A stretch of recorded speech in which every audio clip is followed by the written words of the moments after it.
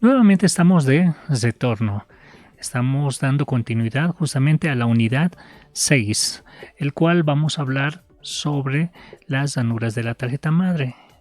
Como ya es habitual, vamos a trabajar justamente en dos partes. En esta primera instancia vamos a hacer una presentación y en base a ello vamos a realizarlo. En una segunda instancia vamos a hacerlo un poquito más interactivo. Así que vamos a comenzar.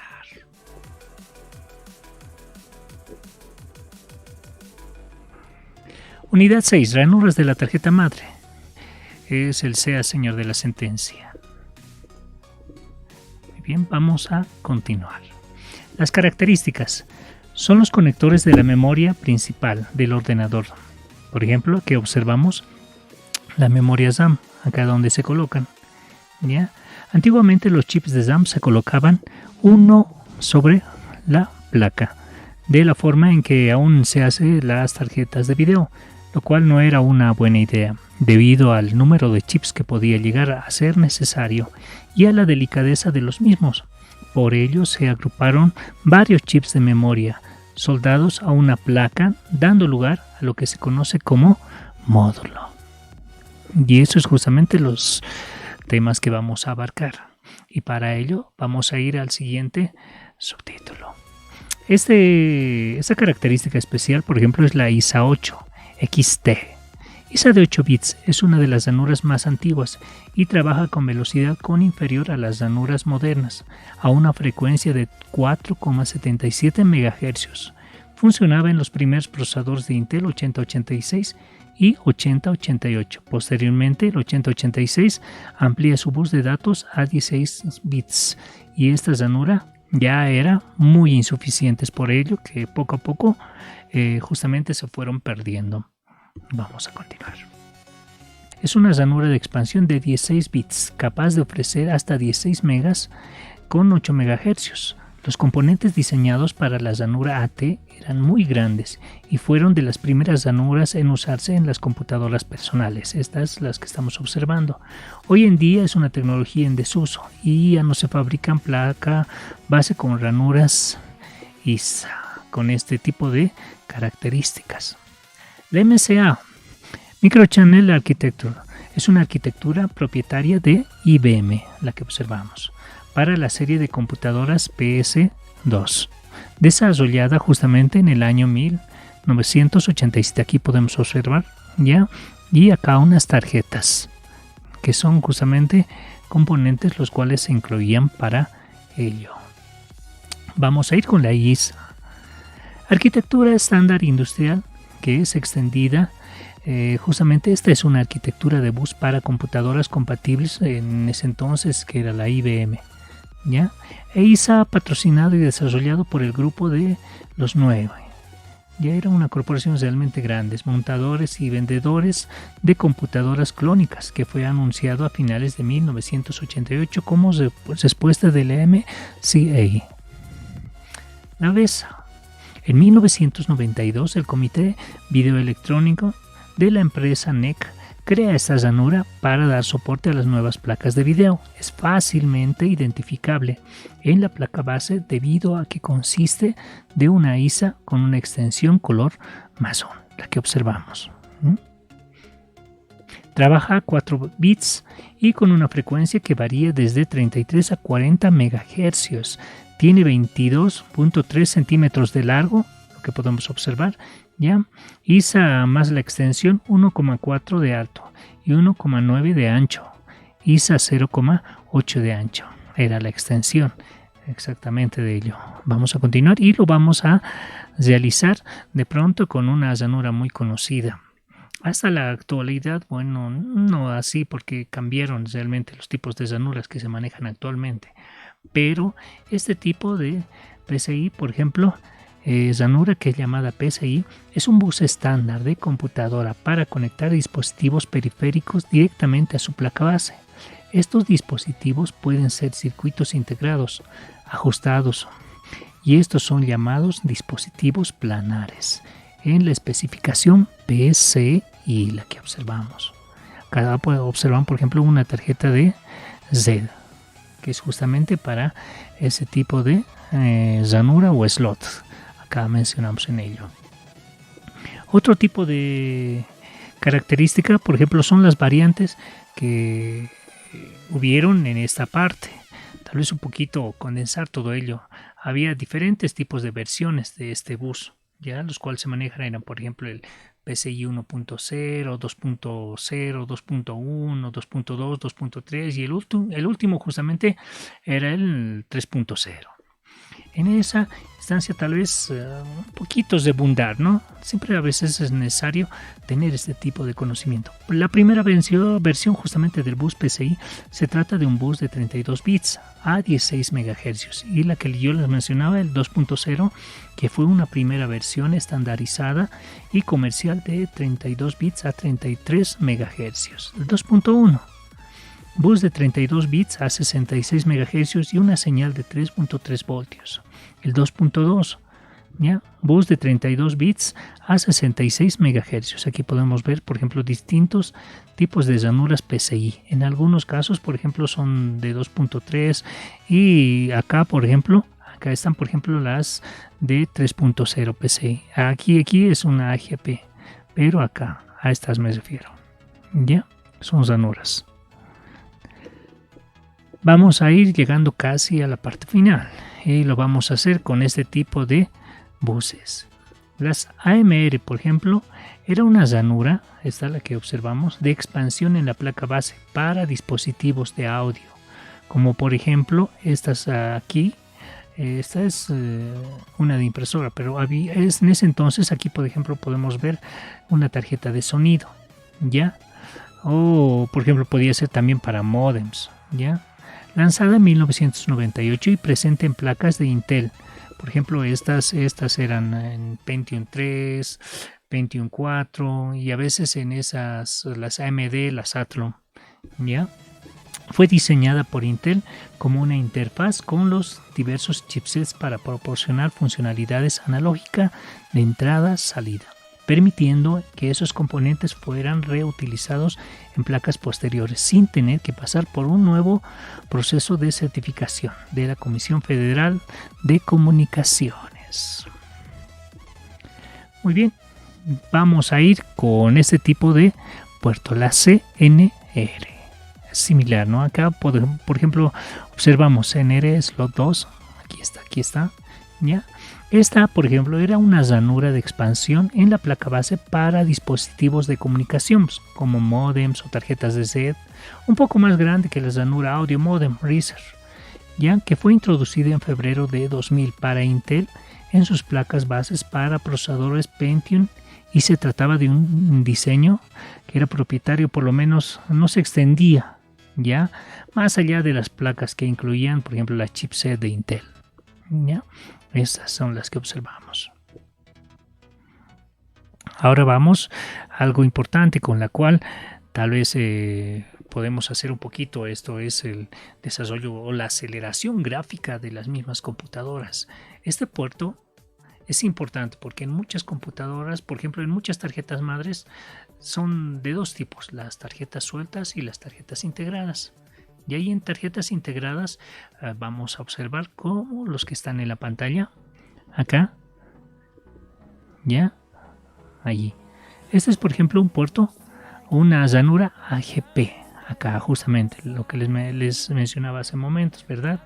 Era el puerto de gráficos acelerados, una especificación de bus que proporcionaba una conexión directa entre el adaptador de gráficos y la memoria.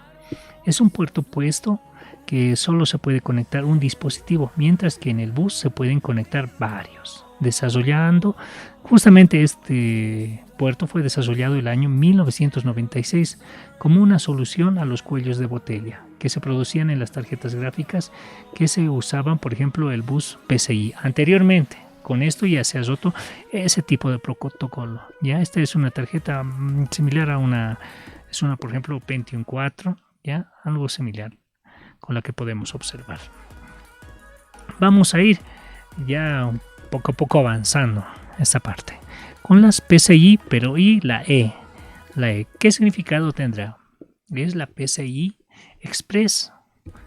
Justamente, como les mencionaba, No tiene nada que ver, por ejemplo, con una PCI X, o es la evolución de la PCI, en la que se consigue aumentar el ancho de banda mediante el incremento de la frecuencia, llegando a ser 32 veces más rápidos que el PCI 2.1. Su velocidad es mayor que PCI Express, pero presenta el inconveniente de que al instalar más de un dispositivo, la frecuencia base se reduce y pierde velocidad de transmisión. ¿Ya?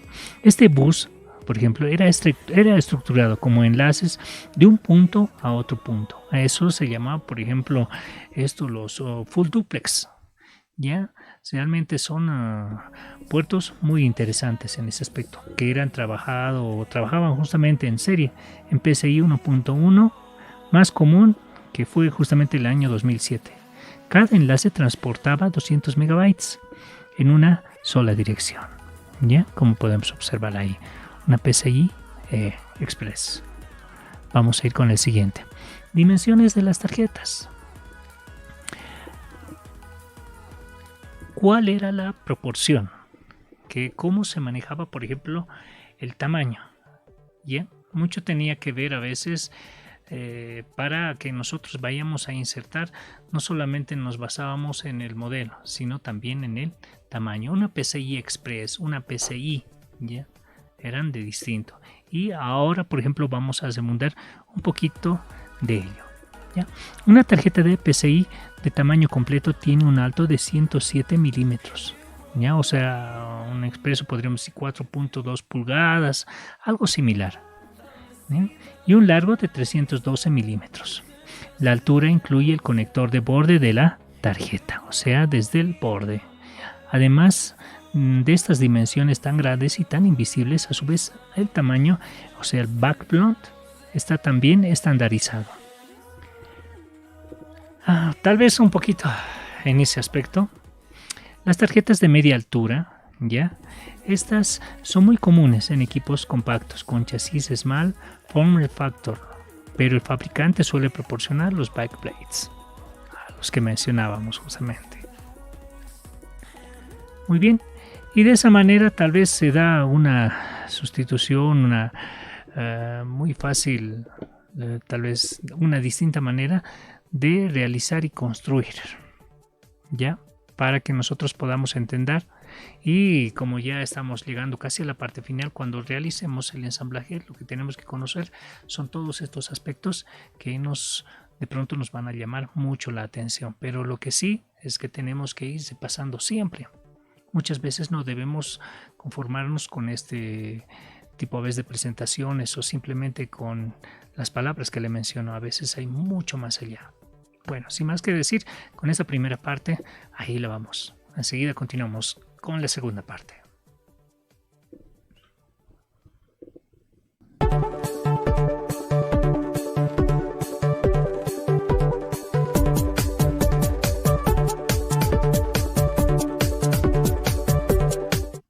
Nuevamente desde retorno. Y como les mencionábamos, en esta segunda parte vamos a hacer una pequeña retrospectiva, una retroalimentación sobre el tema principal, que es la tarjeta madre. Y para ello también vamos a presentar los diferentes componentes, el funcionamiento y posteriormente las ranuras. Y de esa manera vamos a dar conclusión ya al trabajo que se ha preparado para esta ocasión. Muy bien, vamos a iniciar. Componentes de la tarjeta madre.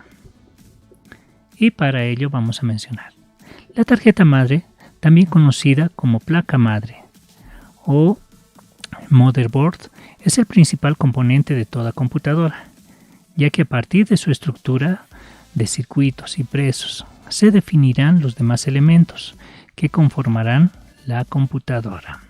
La placa madre es básicamente un circuito impreso en una placa de un material conocido comercialmente como Pertinax. En ella se encuentran todos los conectores de alimentación y de datos, ranuras de expansión, puertos y una gran variedad de dispositivos electrónicos. La tarjeta madre está pensada para realizar tareas específicas vitales para el funcionamiento de la misma computadora. Entre las principales se encuentran Vamos a ver, por ejemplo, las funciones de interconexión y control de periféricos, tales como monitores, impresoras, unidades de disco y así como otros. También tenemos la comunicación de datos, conocida como bus, la temporización y la sincronía, control y el monitoreo de la temperatura, la administración, control y distribución eficaz de energía eléctrica. La tarjeta madre también sirve como medio de conexión entre el microprocesador, los circuitos electrónicos de soporte, las ranuras para conectar parte o toda la memoria RAM del sistema, por ejemplo la memoria ROM, ¿ya? Y las ranuras especiales, slots que permiten la conexión de tarjetas, adaptadores adicionales. Para que la tarjeta madre pueda realizar justamente sus funciones es necesario la alimentación eléctrica, la cual es generada por la fuente de energía principal por medio de un panel frontal y conector de 20 a 24 pines, más los conectores auxiliares destinados a alimentar el procesador. Su funcionamiento básico: cuando se presiona el botón de encendido del equipo, se lanza una señal. Esta señal, por ejemplo, es eléctrica, a la fuente, que se encuentra en estado standby, que está preparada, y esta señal es recibida por la tarjeta madre en el sistema interno de la placa, denominado módulo de desregulación de voltaje, entregando los diferentes voltajes necesarios, menos de 12 voltios, ¿ya? Más menos de 5 voltios y más menos de 3.3 voltios. Ahora bien, para que la tarjeta madre empiece a funcionar, precisa reconocer a cada uno de los componentes para iniciar el sistema, testearlo y gestionarlo de manera elemental. Para esto necesita instrucciones básicas preinstaladas que se encuentran en el BIOS, en el cual es un pequeño software ya instalado en un chip que contiene las instrucciones básicas de arranque y reconocimiento del hardware. Este último también conocido como sistema básico de entrada y salida. Ahora vamos a hablar del BIOS. Es el primer programa que corre la tarjeta madre, ¿ya? Y está alojado en la memoria tipo EEPROM, la que observamos, por lo que se puede escribir utilizando el software adecuado, con la idea de actualizarlo. En él podemos diferenciar dos secciones. El primero, el POS, se trata de la autocomprobación de arranque o encendido, que controla la secuencia de revisión de los dispositivos de la PC y proporciona la puesta en marcha de inicialización del sistema operativo. Cabe aclarar que estas rutinas no pueden cambiarse por los medios convencionales. Básicamente se trata de un proceso mediante el cual el procesador se comunica con el BIOS. Y el POS justamente comienza ya a ejecutar una secuencia de pruebas de diagnóstico para comprobar si la CPU, ya el microprocesador, los dispositivos de video, la memoria RAM, las unidades de disco, el teclado, el mouse, ¿ya? Y otros dispositivos de hardware que se encuentran en óptimas condiciones.